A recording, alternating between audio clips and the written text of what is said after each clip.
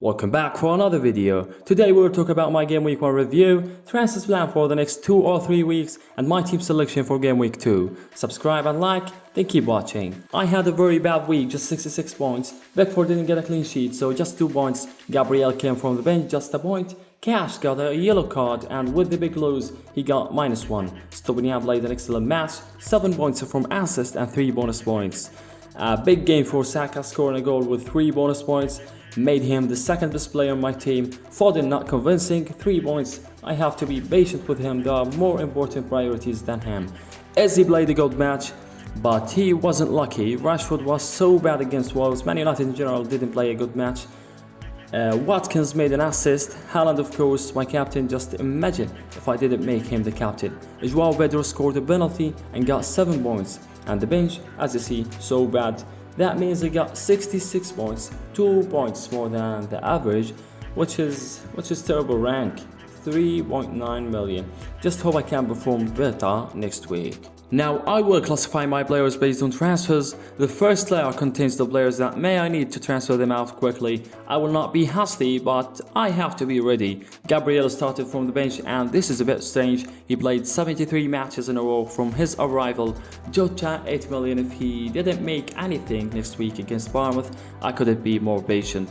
Next layer in orange contains players for short term. João Pedro and Stopinian have easy fixtures until game week 4. Until then, they will definitely be on my team. Ezzy's fixtures is not easy in general, so I will keep watching him to know what I need to do. Last match against Sheffield, he was so dangerous, but he wasn't lucky, so I need to wait more. Layer in yellow for mid-term, I have Foden, Areola, Stones and Baldock. Stones may be a short term, just I want to understand his situation. Foden will continue with me, maybe not, but with injury of De Bruyne, of course he will take more attacking responsibilities. Areola is almost the best for-middle goalkeeper, so he is a mid-term for me, or maybe long-term. Baldock is another budget selection. Even if he got injured, I don't think I can make a transfer for him. There are other priorities, and the rest for me will continue for long-term. Maybe I suspect befor and cash. Now I want to show you possible transfers if you have players injured like De Bruyne or Tyrone Mings. First one, if you think that Gabriel will take less minutes this season, it seems that Timber, the new sign of Arsenal, got injured, so even if Arteta made the plan on him, he will change it, so you need to be patient. But if you want to do it this week, Reece James will be a great option with his easy fixtures, but he is $500,000 more than Gabriel. If you have money in the bank. If you don't have money in the bank, Stopinian will be a great option for you. Still 5 million when I'm recording, but his price is likely to rise. Stones is marked with yellow, 75% chance of playing. For me, I will put him on the bench. If you want to transfer him out, Chilwell will be a good one. We saw him in Liverpool match when he was playing big attacking roles. He made an assist and scored a good allowed goal.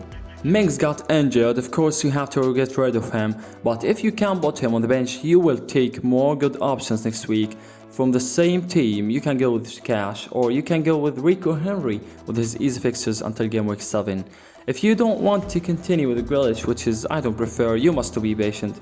But if you want, you can go with Madison. Really good performance for him in the first match, 2 assists, and he is guaranteed to play every single match, not like Grealish, so it will be a good one.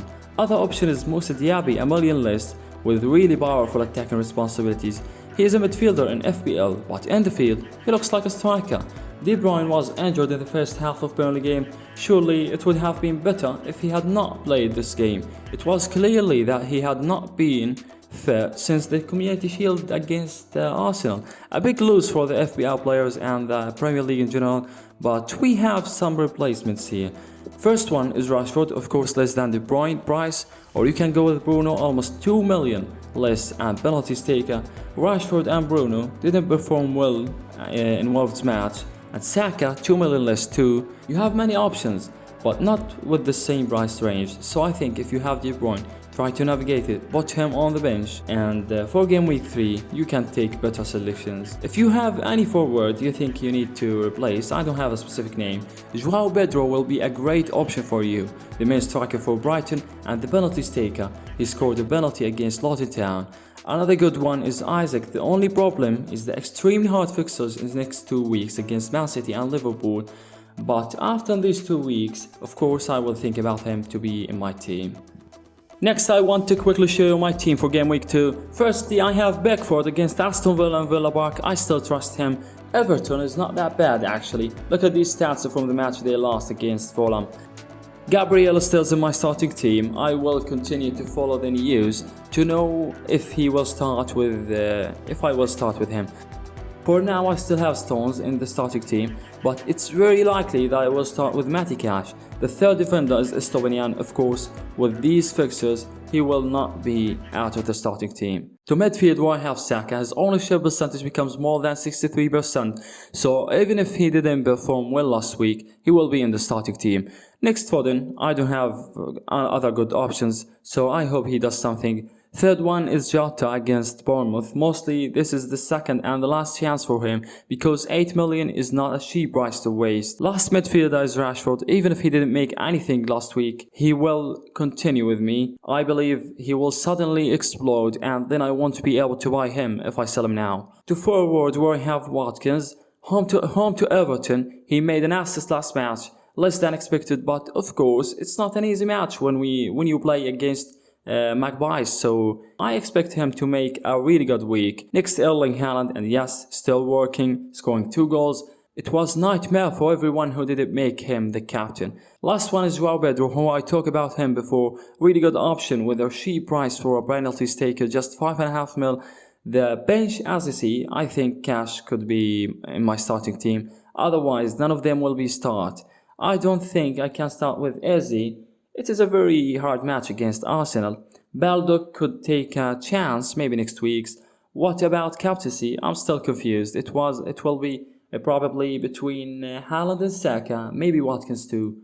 Finally, thank you guys for watching. Subscribe if you're new around here. If you like the video, hit the like button. See you guys in the next video.